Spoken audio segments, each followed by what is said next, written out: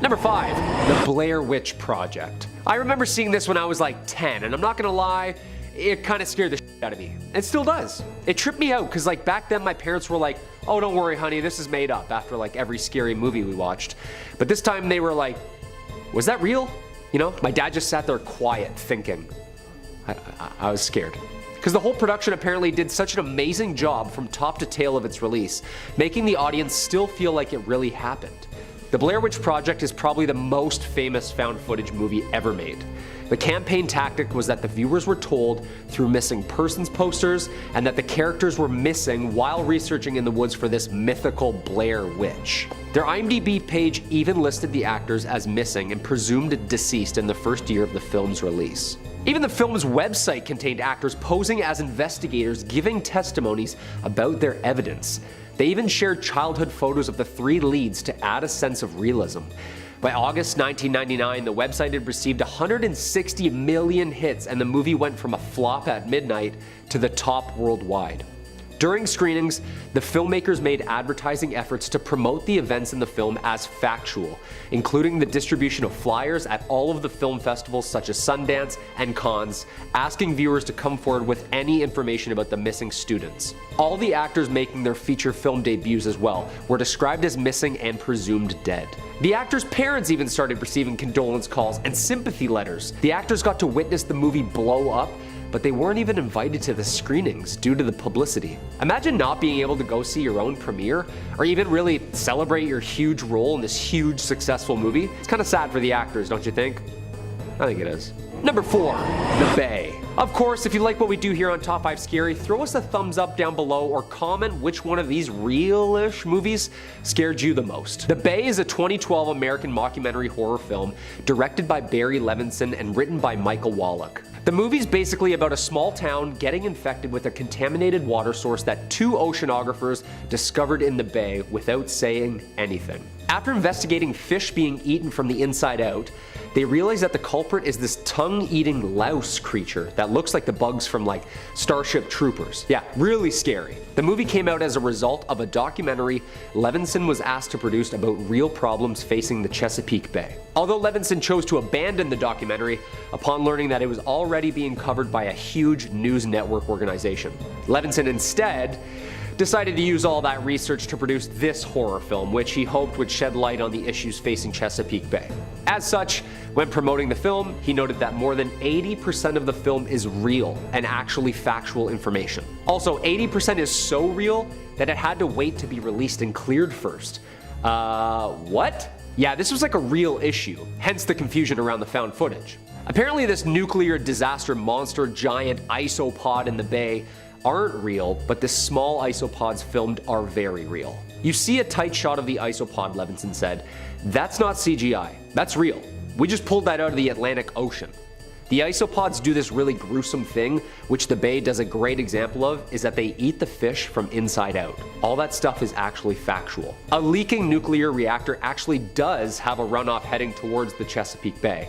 Its quantities aren't great, but the fact that it's actually happening seems scary enough. The chicken farm runoff stuff is actually factual too. At the end of the day, yes, it's a movie, not a documentary, but it's infused with a lot of things that are really real. I think it adds to the nature of the piece, end quote. Hey, spoken like a true artist.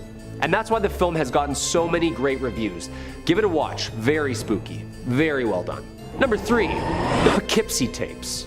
Writer-director fam jam duo John Eric and Drew Dowdle are best known for their sinister yet impeccable found footage movies. Yeah, it's pretty gory and actually had to wait 10 years before being released due to the graphic footage on it. It's rumored that it was held for 10 years due to its contents and disturbing atmosphere, referring to it as a banned movie. It's likely that MGM felt audiences weren't really ready to see such graphic content. In an abandoned house in Poughkeepsie, New York, murder investigators uncover hundreds of tapes showing decades of a deranged killer's work. And in an all too realistic found footage mockumentary, the moments showing the killer POV are things of nightmares. Not gonna lie, this is like the goriest movie on our list today. But with scary movies, sometimes comes a little gore, you know?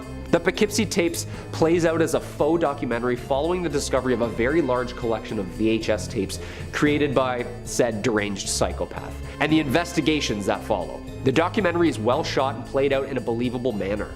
Sometimes the acting is a little, yeah, this is really fake. And then sometimes it's like, okay, I'm gonna look up if that guy's a real cop.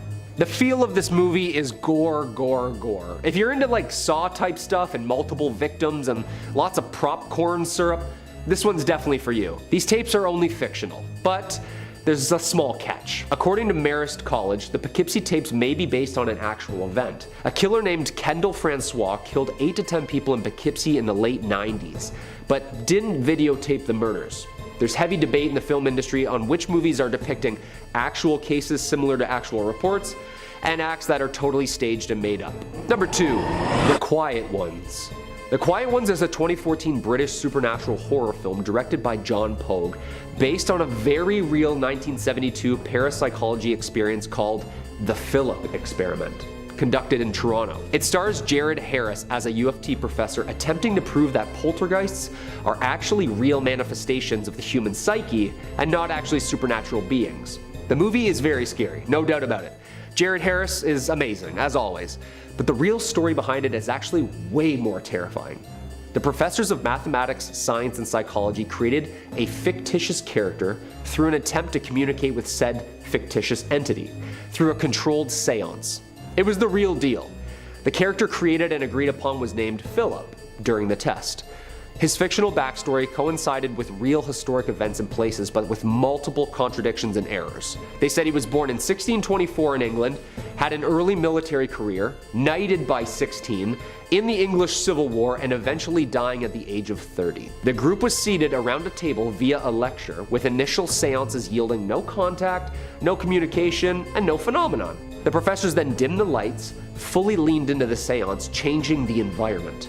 Participants and students then began feeling a presence. Lots of table vibrations, breezes, unexplained voices, and sounds which matched responses to Philip's life. Audio and video and witness accounts documented the paranormal event, but Philip never actually appeared. Yo, this actually happened, like down the street from us. This is terrifying. And number 1, Ghostwatch 1992. First broadcast on BBC One Halloween night 1992. Written by Stephen Volk and directed by Leslie Manning, the drama was produced for an actual BBC anthology series. Despite having been recorded only weeks in advance, the narrative was presented as a live television broadcast. During and following its first and only UK television broadcast, the show resulted in an estimated 1 million separate phone calls to the BBC that night, dealing with a mixture of complaints and praise for the program's bizarre release. Yeah, Ghostwatch has never been repeated on UK television.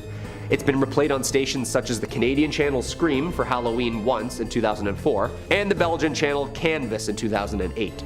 The hour-and-a-half event was shot documentary style and appeared as part of the BBC. It involved actual BBC reporters performing a live on-air investigation of a so-called haunted house in London in which demonic poltergeists activity was taking place. Through found footage and interviews with family living there, they discovered the existence of a violent ghost nicknamed Pipes, a nickname from their kids. Footage actually showed the police arriving at Foxhill Drive, and the spirit even dragged a BBC host behind a door. Yeah, that is horrifying. Imagine watching your weekly hosts on like a reliable television network that's censored and archived, and then all of a sudden the host just gets yanked up the wall by a supposed demon.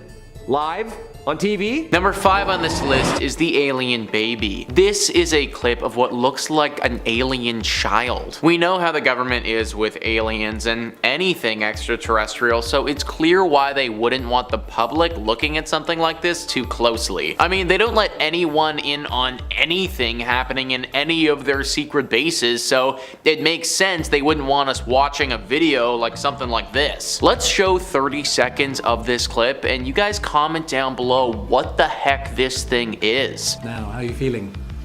You feeling okay? You feel well? Go and get you something? Want a glass of water?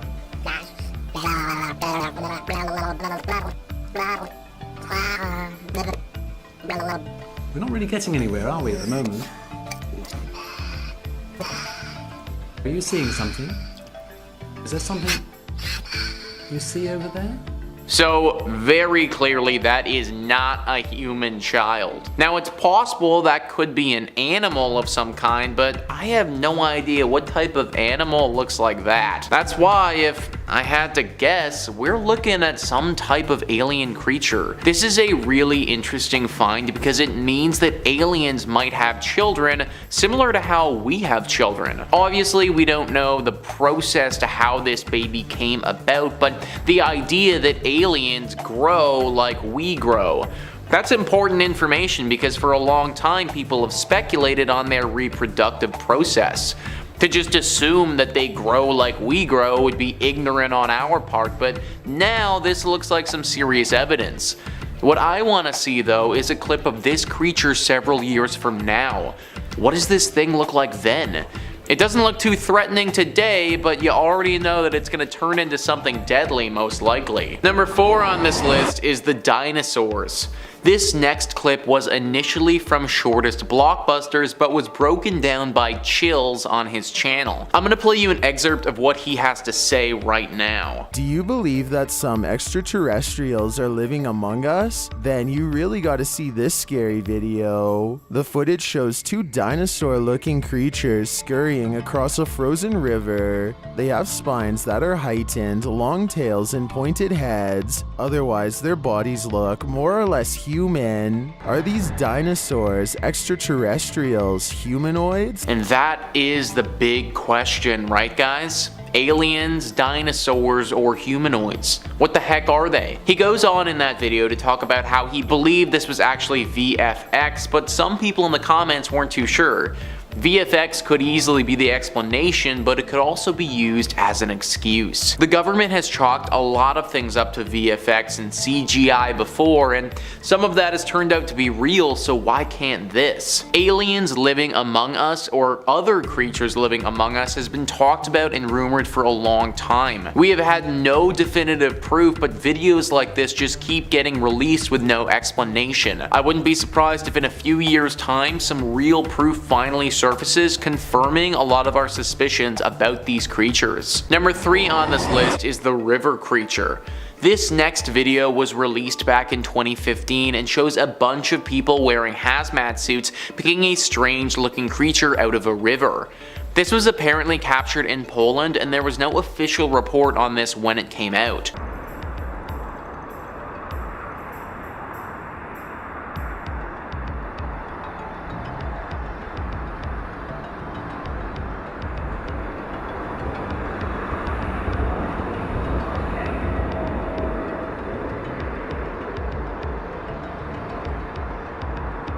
So as we can see, there is a bunch of people with hazmat suits picking up this weird creature from the river.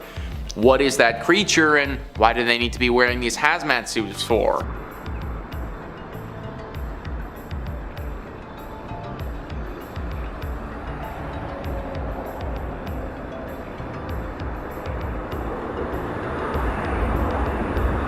So they hand it off to some other people in different colored hazmat suits and then walk to a place where presumably the person filming can't go. I also wouldn't be surprised if the person filming was already in a spot where they weren't allowed to be and just snuck in anyways. Maybe this is in some secret base of some kind where experiments are being performed. I mean, why else would they need hazmat suits? Definitely a very strange one there, guys. Comment down below if you have any idea what they were doing here and what that thing was. Number 2 on this list is the creepy mermaid.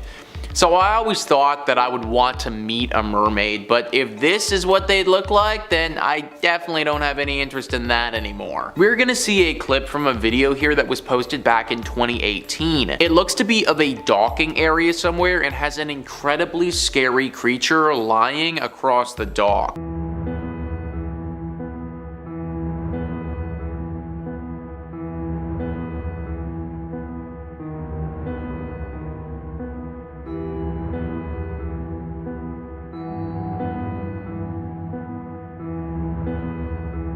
So what the hell was that thing, guys? That is one messed up creature that is hanging around there. Maybe it got scared off by the camera and decided that it wanted to head back in the water after it spotted the person filming it. It had a tail kind of like a mermaid, but at the same time, there wasn't really anything human about this thing, so maybe it isn't connected to that at all. But if it isn't a mer person, then what sort of creature could this thing be, and why haven't we heard more about it? You have to imagine that if creatures like this are swimming around our waters, that the government, they'd be aware of this, but they haven't said anything about it at all. Who knows how many creepy things are in our oceans that we don't know about. And number one on this list is the creepy creature. The video that I'm going to show you was uploaded by Keenan Music to YouTube on May 7th, 2021. It's a very short clip, only 15 seconds long, of someone investigating Japan using Google Earth and discovering something super creepy and weird. An unexplained object is going to be flying in the sky over top of a Japanese city. Let's roll the clip now.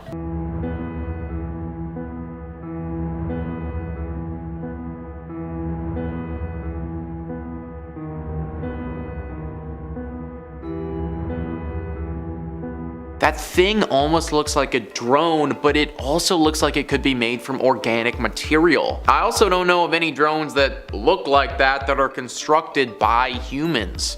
Could this be something from another planet that made its way to Earth undetected and is scoping out our world? I think everything is on the table with something like this, and some investigation desperately needs to get done. Comment down below what you think this could be and why nothing official has been released on it yet. Number 5, grave encounters.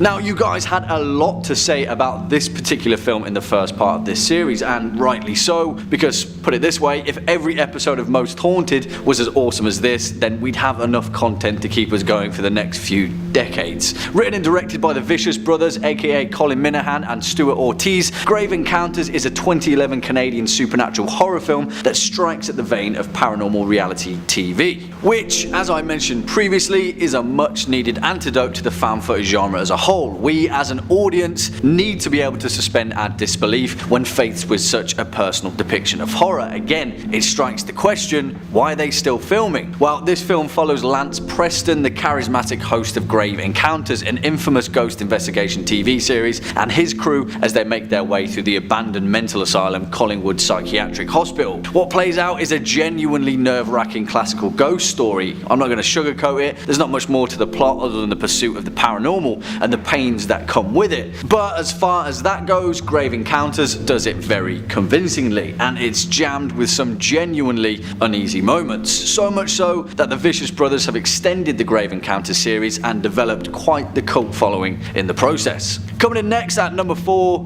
Devil's Pass. Benson, come on!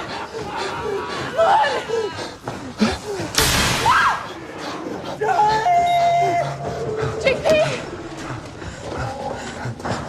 Now, if you're aware of the Dyatlov Pass incident, then this film will definitely strike a chord as a terrifying adaptation of the notorious Unexplained mystery. For those of you not aware with the mystery, the Dyatlov Pass incident was the unsolved death of 9 ski hikers in the northern Ural Mountains in 1959, in the then former Soviet Union. To this date, their cause of death is still undetermined, and the strange occurrences surrounding the Dyatlov Pass incidents has been the imaginative spark for dozens of conspiracy theories and paranormal tales. So as far as a horror movie goes, Devil's Pass draws from some pretty impressive source material. Directed by Rennie Harlin, the man responsible for A Nightmare on Elm Street 4, Devil's Pass follows the story of 5 college students who were determined to make a film about the Dyatlov mystery, and what plays out is an unnerving interpretation of the events that transpired. To be honest, if you're not a fan of conspiracy theories and government cover-ups, you might feel a bit bogged down with this film, but if you are, then Devil's Pass is a sci-fi horror heart-pounding ride through the found footage genre that's smartly made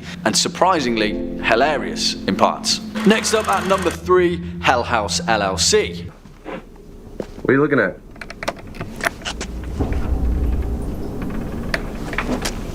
Holy got me, man.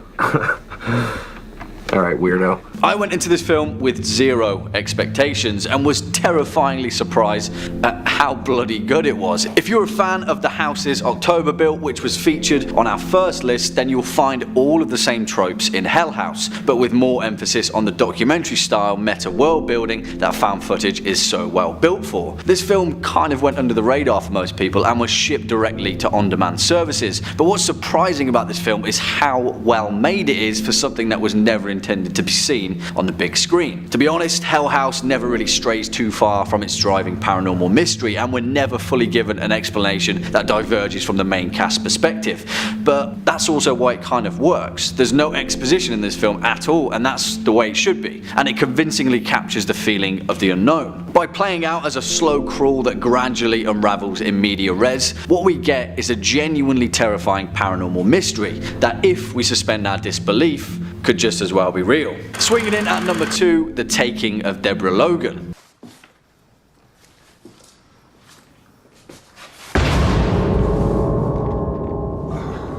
Hey, letting all my heat out. To be honest, this film could get on this list just for one scene in particular, and if you've seen The Taking of Deborah Logan, then you'll know exactly what scene I mean. If you've never seen this film, you've probably already seen the gif of it, because holy moly, that one's messed up. I don't say this lightly, The Taking of Deborah Logan is a really, really good horror flick, irregardless of the found footage genre. I think then that's part of the reason why it was dismissed. People were tired of the same old, and as soon as they heard the phrase found footage slapped onto it, they didn't give it the chance it deserved.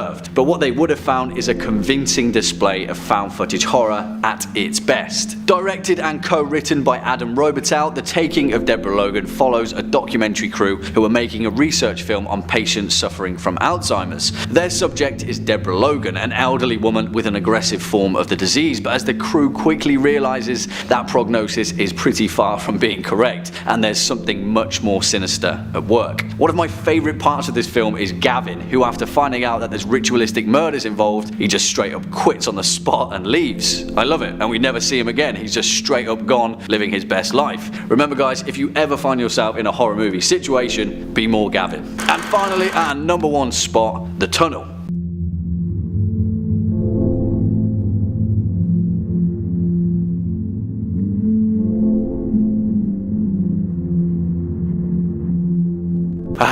Holy moly, this film is ridiculously good. Equal parts thoroughly entertaining, convincingly made, and just straight up terrifying. Which makes it so much more impressive then that this is essentially a fan-made film, crowd-funded by selling individual digital frames for $1 a piece. Now, I will forgive most criticisms with this film, and to be honest, if you weren't a fan of the Blair Witch Project, then in all likelihood, you won't enjoy this. It is very unforgiving with its handheld sequences, there's a lot of disorientating shots, but I don't know about you, that's exactly what I want in found footage horror. I want to feel like I've stumbled upon a tape that shouldn't be seen. It's the reason why I believe found footage horror can be so effective when it's done right. It's not entirely what we see, it's the small moments of chaos that force our imagination to fill in the gaps. On top of that, we have an extra layer of exposition from the documentary sequence, allowing us to witness how the imminent threat ahead has already affected the survivors. What we get is a terrifying display of claustrophobic horror that seriously is edge of your seat stuff. Give this one a watch and then let me know your thoughts in the comment box down below, and maybe we'll have enough traction to pull off a part 3. Number 5, The Last Broadcast. This 1998 American horror film, written, produced, and directed by Stefan Avalos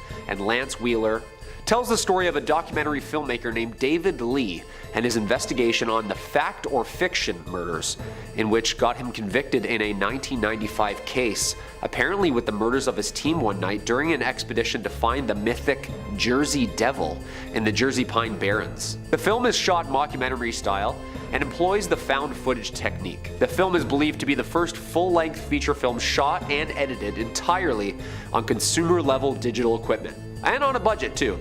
I love this. I'm all here for it. Main character Lee seeks to discover the truth behind these killings while making his documentary. 4 men go to the Pine Barrens, where a psychic leads them to the apparent site. In the hunt, they broadcast a live show simultaneously via TV, internet, and amateur radio. They enter the Barrens, but only one emerges alive, as the others are brutally murdered.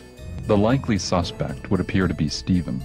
Oof, spooky. Seward, the only suspect, is then charged with the murder of his team. During his murder trial, Lee receives a box containing a damaged videotape reel, which he at first assumes is the tape from the team. With the murders caught on the tape, a blurred image of the real killer is seen and is shocked to discover that the killer is the filmmaker himself, Lee. This is a great one. I really enjoyed this movie. It's low budget, young artists. It's a pretty good storyline too. And number 4, Man Bites Dog. Man Bites Dog is a 1992 Belgian violent comedy crime mockumentary written, produced, and directed by Remy Belval, André Bonzal, and Benoit Poulvard. I tried, sorry. Who are also the film's co-editors, cinematographers, and lead actor. The film received the André Cavins Award for the best film by the Belgian Film Critics Association, and since its release, the picture has become a cult classic and received a rare NC-17 rating for its release in the US. Yeah, I'd up that rating to a rated R if it was me. After watching bits and pieces, I can't even say that without getting chills. Look, it's pretty disturbing stuff. Shot in black and white, it's gory, like very gory. Like if Tarantino made a gory snuff film. Yeah, I actually can't even put a clip into this because the found footage parts are way too disturbing. The film follows a crew of filmmakers following a serial killer, recording his horrific crimes for a documentary they are producing. At first though, dispassionate observers, they find themselves increasingly caught up in the chaotic and nihilistic violence, eventually becoming accomplices themselves. Ben, a witty, charismatic, and an easily enraged sadistic serial killer, takes the filmmakers and the crew to witness and watch the murders, explaining why, how, and when he chooses his victims. The viewer witnesses this grisly killings and crimes in graphic detail. The camera crew becomes more and more involved with the murders and even help Ben. During filming, 2 of Ben's crews are killed by Italian mobsters, and Ben and his crew have fun taking turns as they shoot the rival crew members while recording the entire process. Like I said, it's gory. Tons more gruesome killings, and Ben is finally arrested, but then escapes. At this point, someone takes revenge on Ben, and he finds his girlfriend and family all disturbingly murdered in revenge. The camera crew and Ben are all ambushed and shot by the rival mobsters. After the camera falls, it keeps running, and the film ends with the death and of the fleeing of the suspects. Only watch this film if you can stomach disturbing scenes. Trust me, it's pretty visual. Number 3, Creep. Creep is a 2014 American found footage psychological horror directed by Patrick Bryce and is filmed as found footage and does the genre well. Bryce portrays a videographer assigned to record an eccentric client insisting on filming numerous videos for his future unborn kid. Creep was inspired by Bryce's experiences on Craigslist. Bryce and lead actor Duplass refined the film story during filming, which resulted in multiple versions of each scene and several alternate scenarios and endings. Struggling videographer Aaron accepts an assignment to travel to a remote cabin where he meets his client Joseph, who explains he has an inoperable brain tumor and is expected to die before his pregnant wife gives birth. With this, he wishes to have Aaron record a video diary for his unborn child, and throughout the videos, Joseph demonstrates behavior that makes Aaron a little uneasy, which leads in Joseph confessing some pretty heinous stuff to him. As an increasingly freaked out Aaron intercepts a phone call from Angela, who's actually Joseph's sister, and warns Aaron to escape. Joseph then attempts to stop Aaron, leading to with Aaron escaping. Then, at home, Aaron starts receiving items in the mail from Joseph, including a recording of Joseph digging a grave. Creepy. A DVD is then sent to Aaron offering an apology in a public setting, which Joseph then kills him from behind with an axe. Spoiler alert, Joseph, now calling himself Bill, later receives a phone call from his newest target as he places a DVD of Aaron's murder alongside recordings of his past victims. That's scary. Yeah, I saw a play about a gruesome Craigslist ad once. They can get pretty disturbing. The film is widely known as one of Netflix's best found footage genre movies, and there's some great jump scares in there for you. Check it out yourselves. Number 2, UFO Abduction, the McPherson Tape. UFO Abduction, also known as the McPherson Tapes, is a 1989 American found footage sci-fi horror film written, produced, and directed by Dean Elialto. The film focuses on a family who are being terrorized by extraterrestrials during a birthday celebration.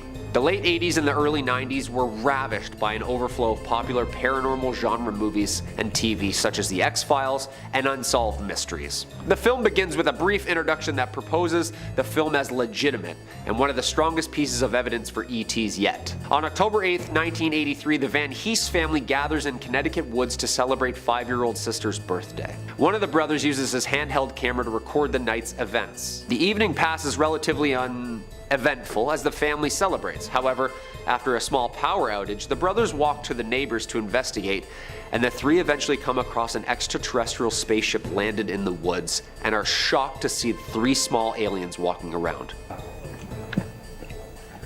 Oh my god. Oh my god. Holy sh. Holy. Yeah, that's creepy. They flee in a panic after the aliens notice them. Yeah, I would too if I saw them just walking around the forest. They return to the house and load shotguns, but are divided on whether they should remain in the house or leave. Classic horror movie move. After a while, they assume the visitors have left, but notice all their watches have stopped.